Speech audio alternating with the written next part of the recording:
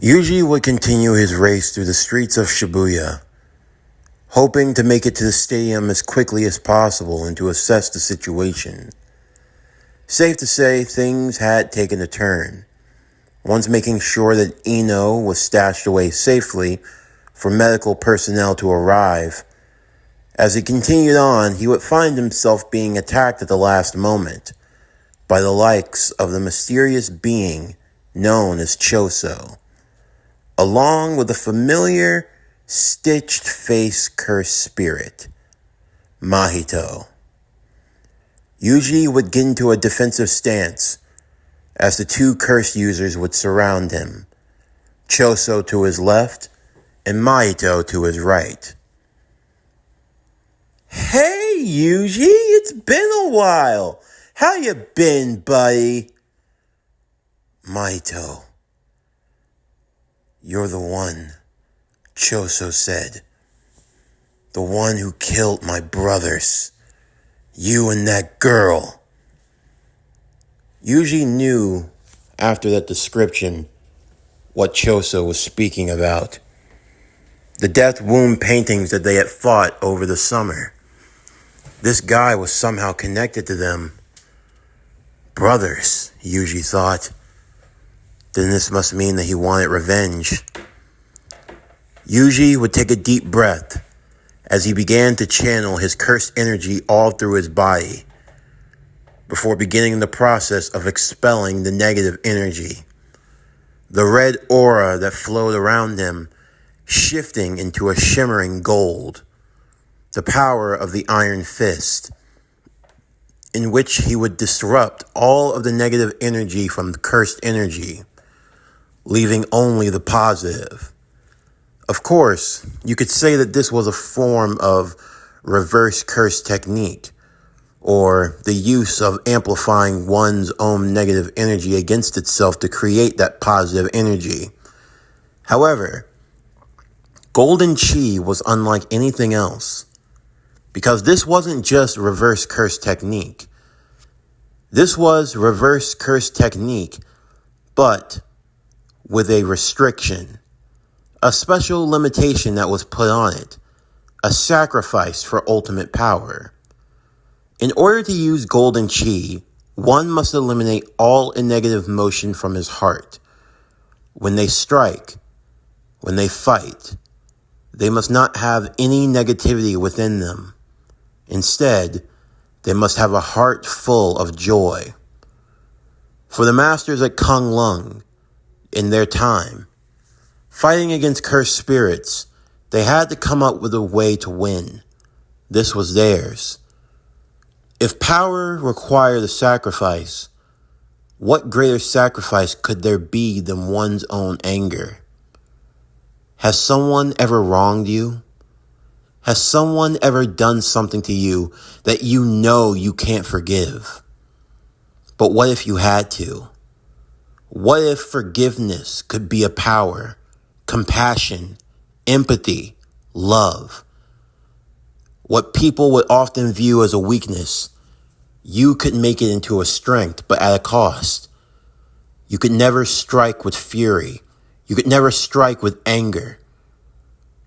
For Itadori, it was a process that Master Danny Rand had taught him extensively. You never realize how much anger you have until you confront it. You never realize how much hatred boils inside of you.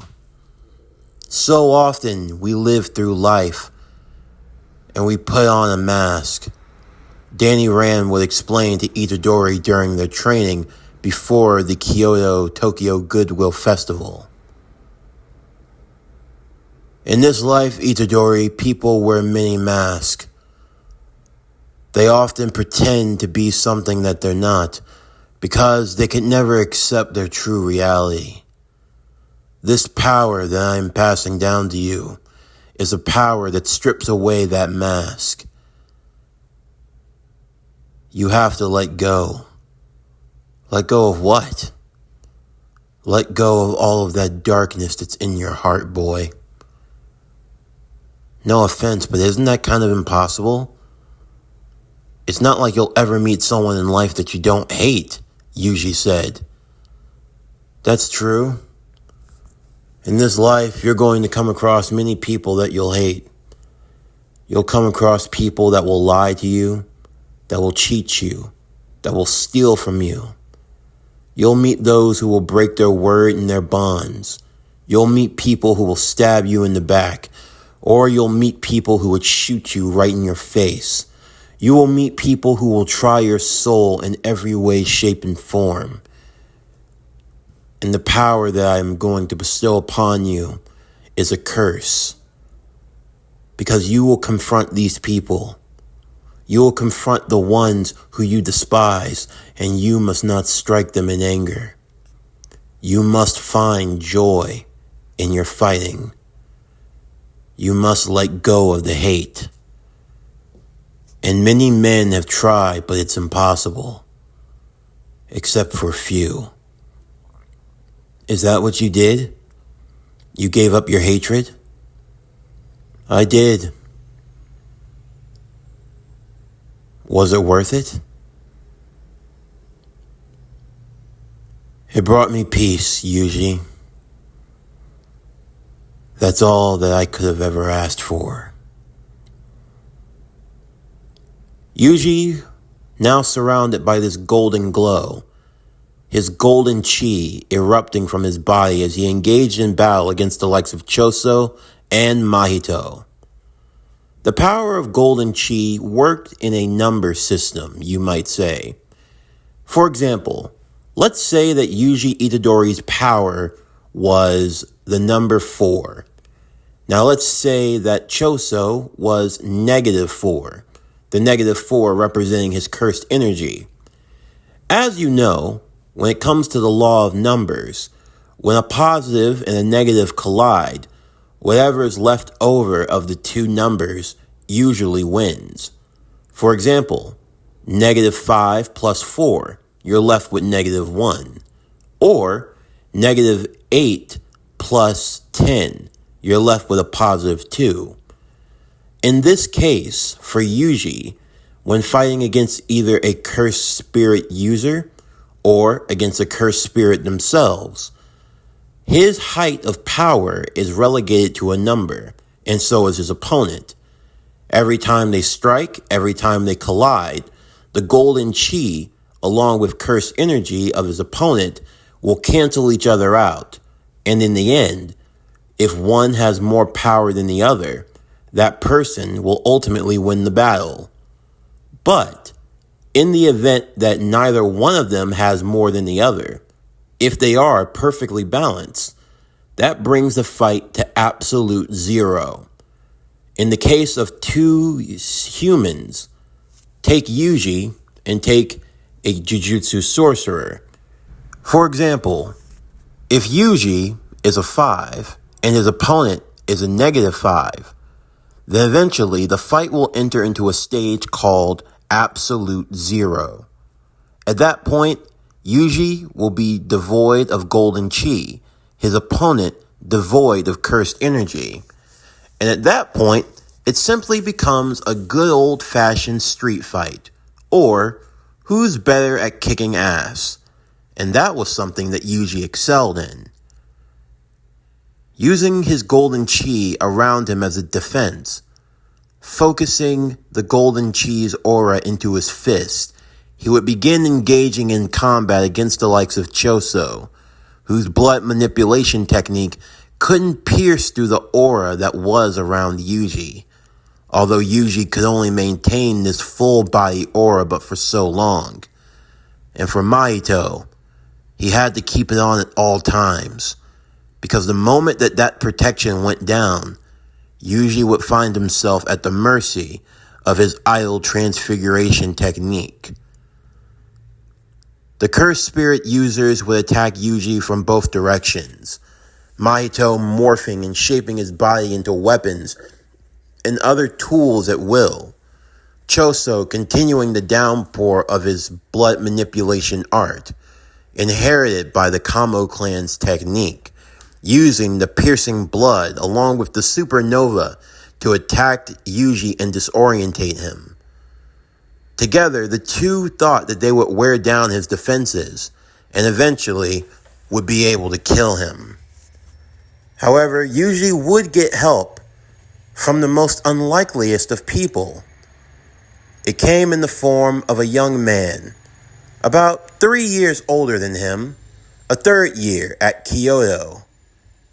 The boy wore a standard Jujutsu uniform, save for the black combat boots, the black trench coat that he was sporting, and the insignia of the skull and crossbones spray painted on his shirt.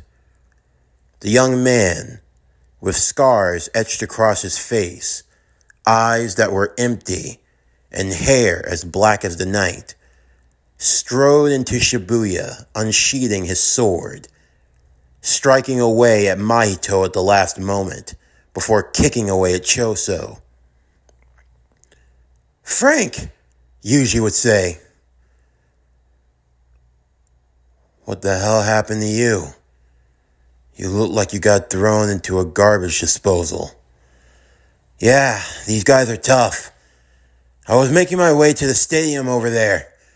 I'm told that that's where people are going to be held up. I had to go check on them, but then I got caught up by these two."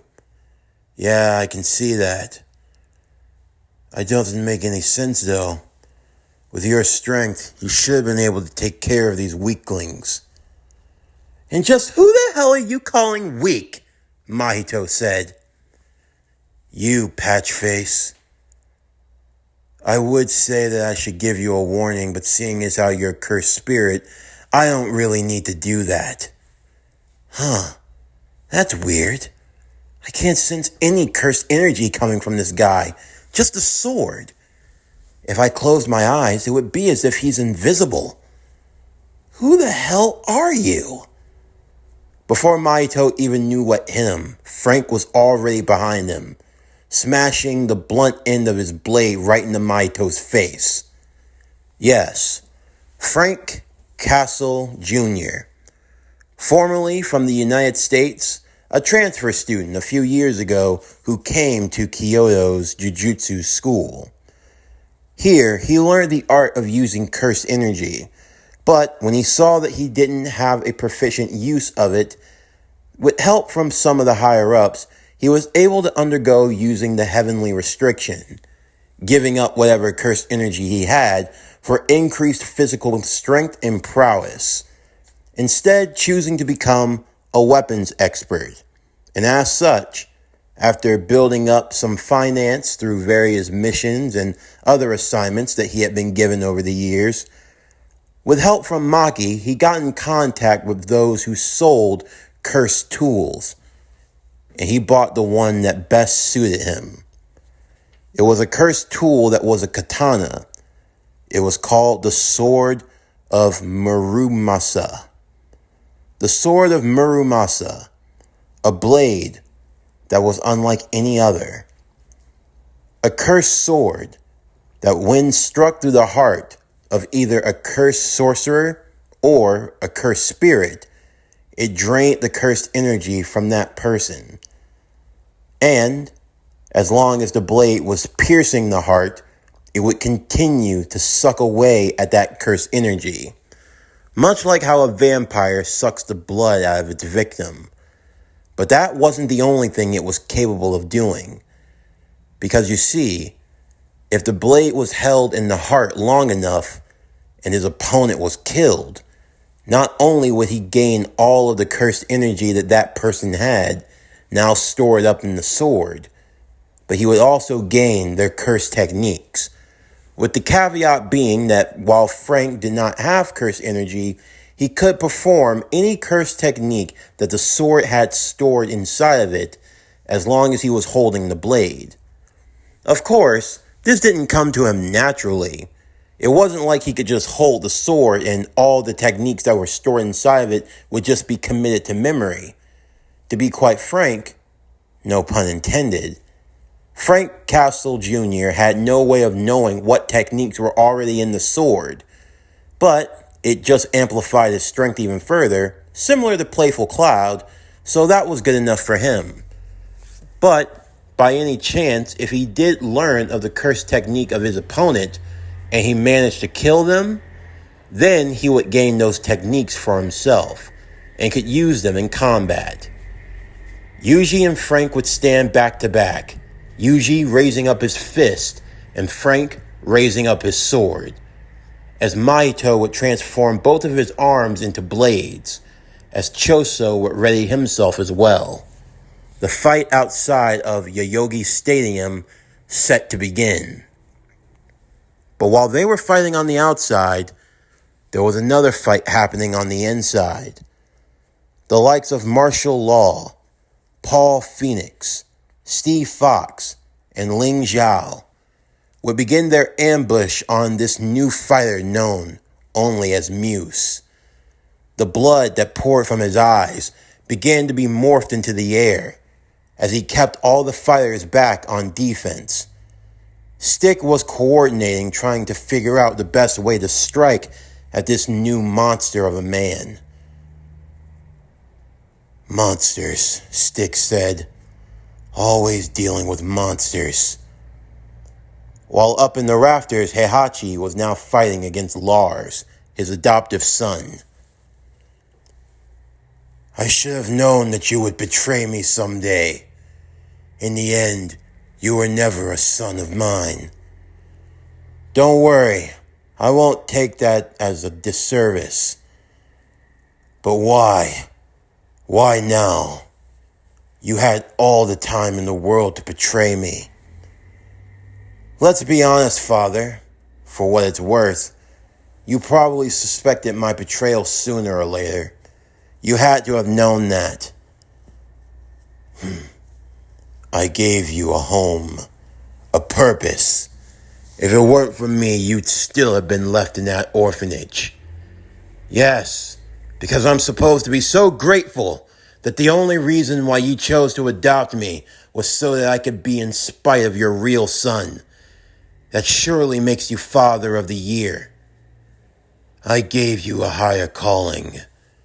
But in the end, perhaps you are right. As much as I would even hate to admit, for as impressive as you have become, even in adapting the style of the Mishima, you still could not hold a candle to Kazuya.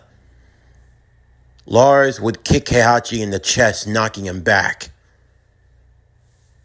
You know, you'd be smart to not compare me to the likes of him. Whatever I choose to do, it will be for myself. And what I've decided to do is no longer play to your ambitions any further.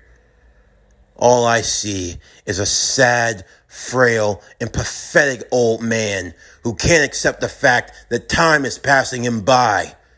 Honestly, you should be ashamed of yourself.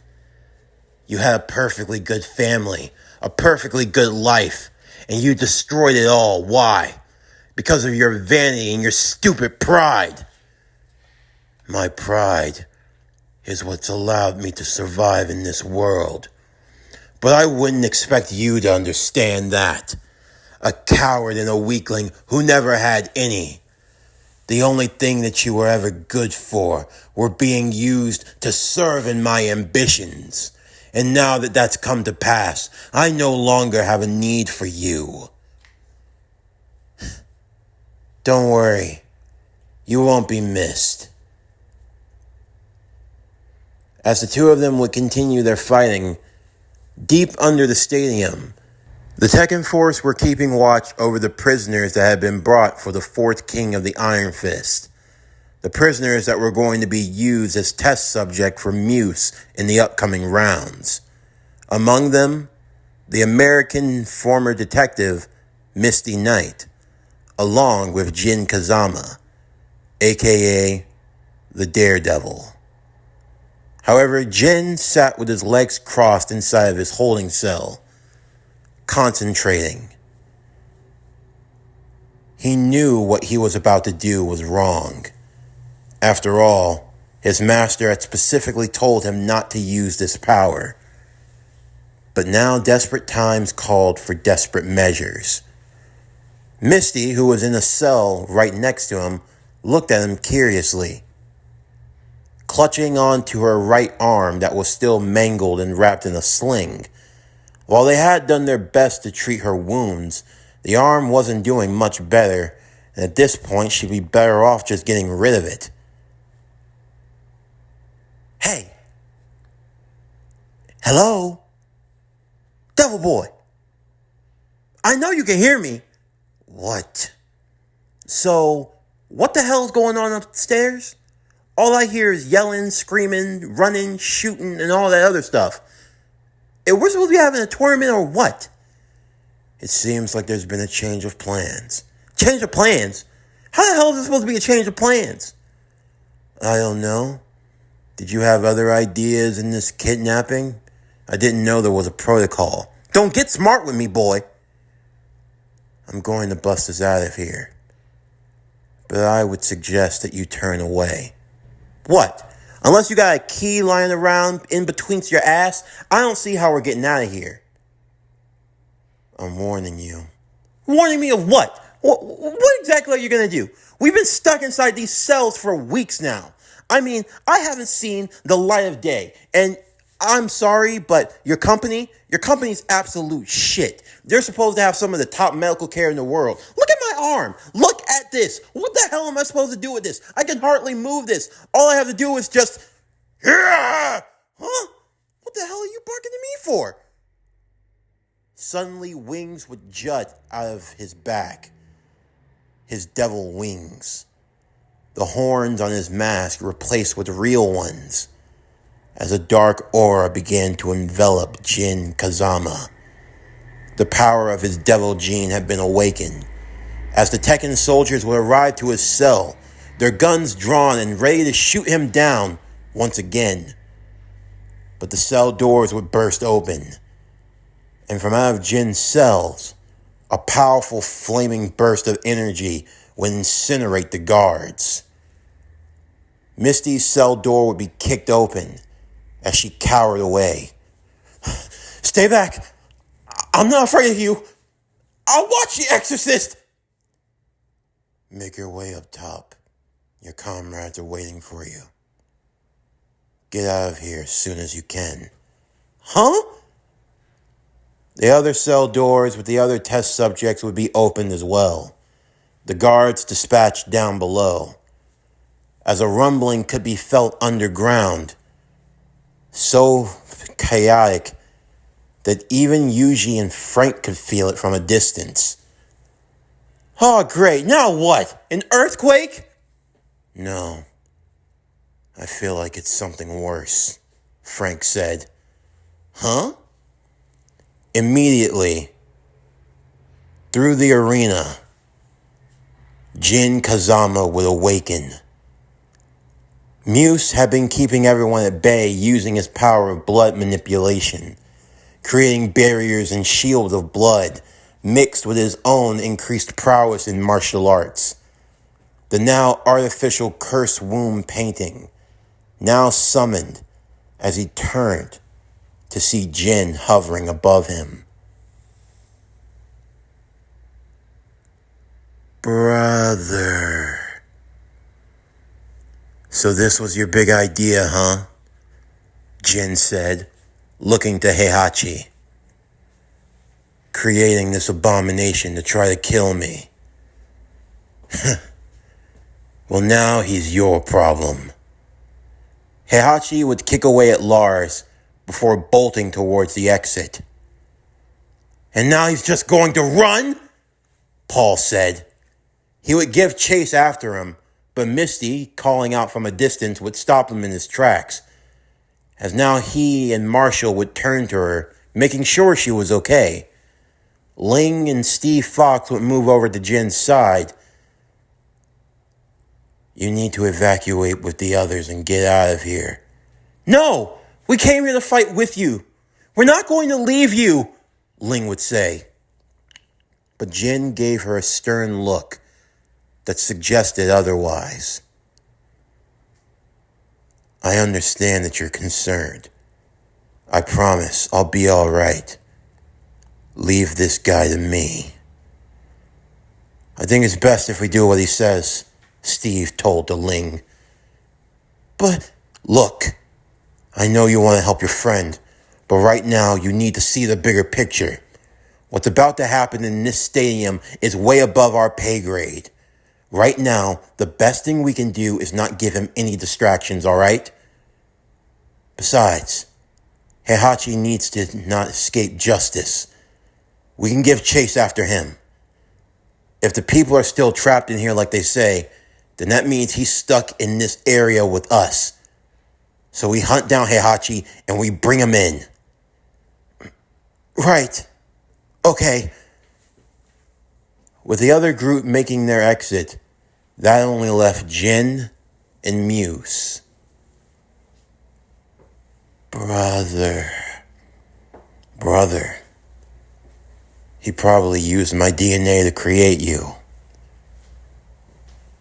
Big brother.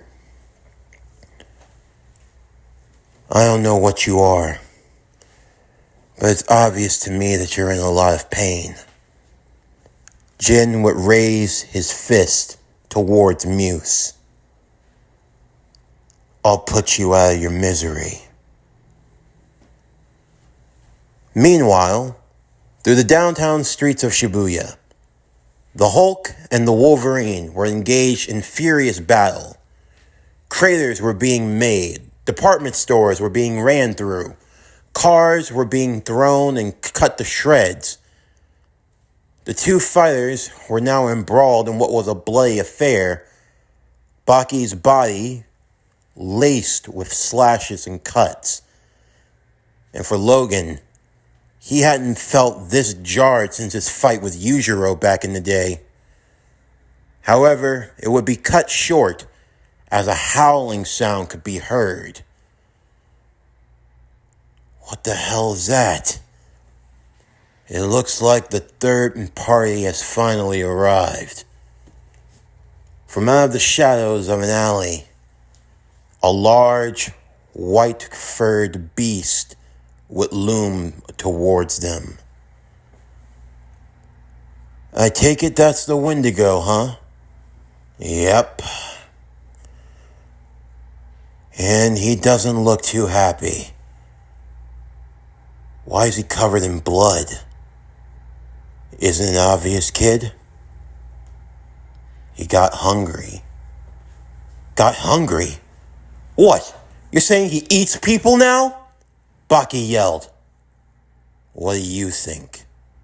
You can put two and two together, right? What in the hell did my father bring here? Baki thought. This wasn't even about championships at this point. This was just about survival. In the meantime, underground in Shibuya, Rokuro, along with Nanami, had reconvened along with the lights of Naobito and Maki. The four-man team making their way deeper into Shibuya, Nanami felt more at ease having someone like Rokuro by his side. Although, as the two of them were catching up, learning about what Rokuro had gotten himself into, it made things a little less than savory. So you mean to tell me that you left a good 9 to 5 to go to the South China Sea to an abandoned, God-forsaken city known as Roanapur, and you chose to become a pirate? Nanami said, raising an eyebrow. Well, I mean, when you put it like that, then now I just, kinda. I gotta say, Rock, I'm pretty disappointed in you. Oh, what? Now you're calling me Rock too? That girl liked calling you Rock. Well, it's different. Still, what are the odds that you could have come across the inverted spear of heaven? He came across the what now? Naobito said. Just how in the hell did you get your hands on that brat? The inverted spear of heaven, Maki said. The one and only. That idiot Gojo. I'm glad he's sealed away. That means the Zenin clan can finally rise up over the Gojo clan. Not like there are any Kamos around here. ran away with their tails tucked between their legs and... Don't mind him, he's just a family drunk. At least this family drunk is useful, unlike you. Would have been better off if you died. Yeah, when's the last time I haven't heard that? I see that the bond between the clans are still as formidable as ever, Rock said. Right now, that's not a priority for us. We need to get to Gojo as soon as possible. I think that what you have here could possibly do more good than you even know. If we have any chance of getting Gojo out, we might need the inverted spear of heaven right now. The group would be confronted by Dagon, the cursed spirit that seemed to resemble that of a crab. After getting rid of its weak and feeble shell to take on its true form, the now monstrous crustaceous beast would engage with the four sorcerers, eventually trapping them within his domain. But help would come in the most unlikeliest of ways. As Nanami, Naobito, Maki, and Rokuro fought against the likes of the astral projection Shinigami fish that were swarming around them endlessly, a blazing fire could be seen in the sky, but there was already a sun inside of this beach-like domain. Even Dagon was confused. Now, blaze forth! In Raiha! With a furious slash, 3 individuals would now fall into the domain. Well, 2 would fall. 1 landed with style. A young man dressed casually in business attire, a young boy dressed in a coat and a sweater, and a girl dressed in a blue school uniform, sporting what appeared to be a flaming wooden sword and bright, furious crimson hair. And your bright idea was cutting into an enemy's domain? Sheesh, I don't know. You sure can think of them, Kazuma said. Shut it! I'm not taking anything else from you. You can feel the negative aura oozing out of this place. It has to be a cursed spirit. And it's our jobs to defeat evil. That's your job. My job is just to make sure that you don't get killed. That's right. My daddy's playing you hand over fist. So that means you have to follow with me and do as I say. Let's get one thing straight here, little girl. I don't have to do a damn thing. I only do what's in the contract. Nothing more, nothing less. Guys, I'm pretty sure we were in the subway station of Shibuya. How the hell are we on a beach? It seems like we're caught inside of someone's domain. Ugh, the use of a domain. Have to try to get in a sure hit because you're not strong enough to strike on your own, huh? Ayano said.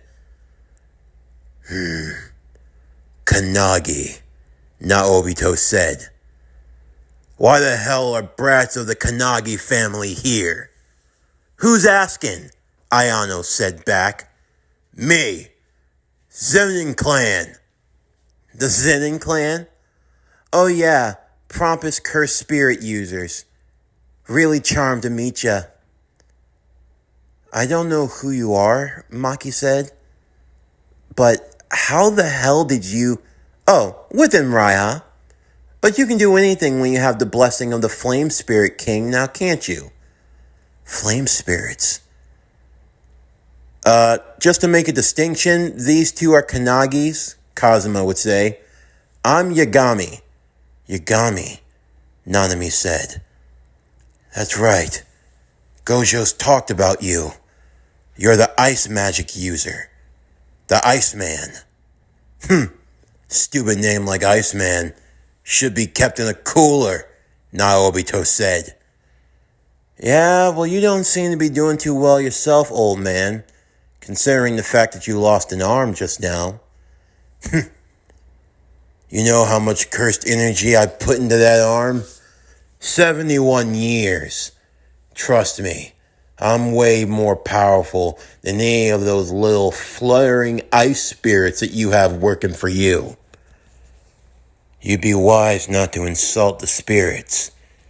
There's no time for fighting, Nanami said, along with a rock. We need to beat this thing and get out of here.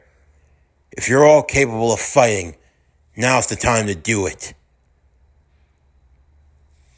This is the only domain, right? Kazuma said. I think I can get us all out of here in one fell swoop. If you can buy me time, that is. What are you thinking? Rin would ask. Well, I think it's time for a change of weather, Kazuma said with a grin. There's no way, Ayano said. You really think you could freeze someone's whole domain? Ayano, don't underestimate me. Inside of Shibuya subway station, Miles swung down a series of escalators, attempting to reconvene with Nanami and the others. With all the fighting that he was hearing, they had to be close by, right? Off in the distance, he smelt something. It was like something was burning, Miles thought. His spider sense kicked in at the final moment as he dodged a flurry of fire that was shot right at him. He could hear the screams of people who had been set ablaze. Someone help! Help! It burns! Help me! What the hell? Who? So, you're finally alone. Miles turned to see that it was Jogo, the volcanic cursed spirit, his black teeth etched into a sinister grin, his looming one eye looking on at Miles, like a predator about to devour its prey. So, fate has shined upon me, Jogo said. The vessel of Sukuna has finally arrived. You should be honored, brat. You have the honor of hosting and vestiging one of the most powerful cursed spirits to ever exist, the King of Curses. Sorry to disappoint you, Miles said, but the King of Curses is on timeout. He won't be coming out to play, so you'll have to deal with me. Don't be so arrogant, boy. This isn't gonna go like it did last time. Your master Satoru Gojo has been sealed away in the prison realm, and he will never return in this lifetime. If you weren't the vessel for Sukuna, I'd have killed you instantly. As Miles looked around seeing the bodies that were burning, there was one in particular that got to him. There was a baby stroller that had been set ablaze. As Miles got closer to it, he peered inside to see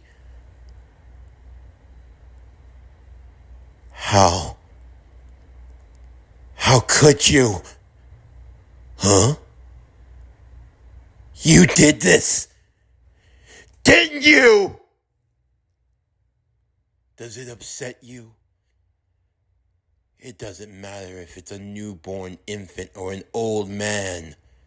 You humans are all the same to me. You're nothing but vermin meant to be wiped out. That little thing should consider itself lucky. I saved it the miserable life that it would have lived. Perhaps it can be reborn one day in the new...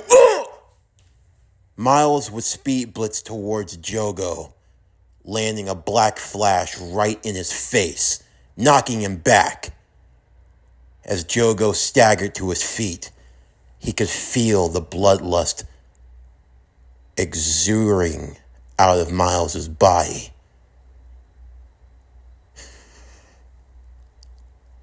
Enough talk, Jogo, So this is what you truly are. The incarnation of hate and anger. The good. That's really good. I want you to feel it. I want you to relish in it. Togo! I'm going to kill you! That's the spirit, boy. Give it your all. Give into your hatred. And let's curse each other. For Miles, he felt something beating inside of him. Another spirit that sat back and watched with a smile.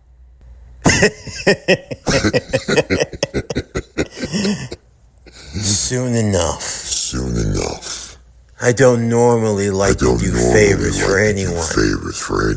But for you, I'll make an exception. Pretty soon I'll be free. But until then, at least give me an entertaining show. Miles Morales. It's only a small portion of my power. But make the most of it. And let's see what you can really do.